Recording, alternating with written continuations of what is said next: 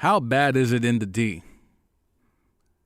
that D Rose wanted out of there so bad that he would be willing to go back to the man that personally destroyed his career trajectory, destroyed his Hall of Fame probability, destroyed his immortal status. 50 years from now, will we be talking about Derrick Rose? If I'm still here, I'll try to. But will the class of 2050 know who Derrick Rose is? Shit, will the class of 2040 know who Derrick Rose is? They would have if it wasn't for the meniscus tearing taskmaster Tom Thibodeau. They would have. Derrick Rose is going back to that old girlfriend that he knows is no good for him. But at least with this girlfriend, I know all the bad stuff. I don't have to get to know a new girl and learn her faults, and her faults might be worse than the old girl's faults. So now, give me the shorty that I know where all the problems are, and I learned how to deal with it, and I know I can cope with it, as opposed to being out here trying to learn a new chick, learn a new flow, learn a new dynamic, learn a new family structure. Nah. Give me that old thing back. Give me that old thing back. That's how bad it's been for D Rose, is that when it's all said and done, the best he could ever do is the meniscus tearing taskmaster Tom Thibodeau. Can you imagine that you've been in the NBA for as long as Derrick Rose has been? You have reached high stats. You have reached high stature. You have been the MVP. You have been an all-star. You have been an all-NBA player.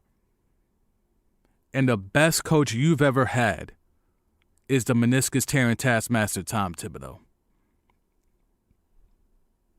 So much so that when you're at the end of your career, you see the light.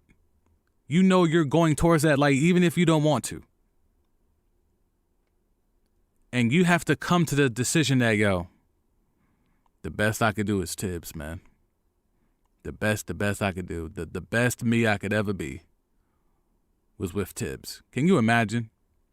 Can you imagine being with the flawed shorty? And you know she's not that good for you. You know she's not. You know she ain't it. You know she ain't the one.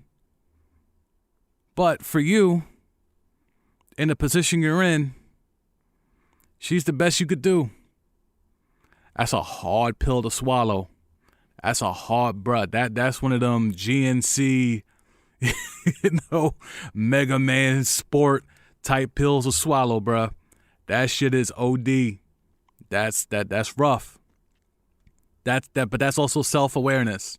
I respect the move in Derrick Rose, but I also feel like, damn, it shouldn't have to come to that. It shouldn't have to be where Derrick Rose has to run behind the flawed shorty. It shouldn't. He's made too much money. He's meant too much to this league. He's meant too much to the city of Wynn in Chicago. He's meant too much for NBA fans in general.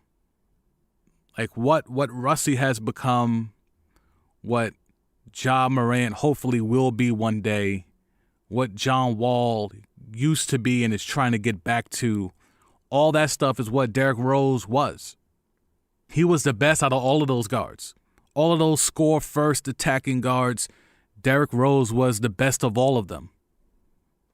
The problem is he fell in with the wrong chick, and he's been can't get right ever since. He's still a bucket. He can still hoop. He can still go out here and cook. But there's a really good chance, and I can't believe I'm going to say this, but I will say this. I've said it privately. There's a really good chance he doesn't make the Hall of Fame.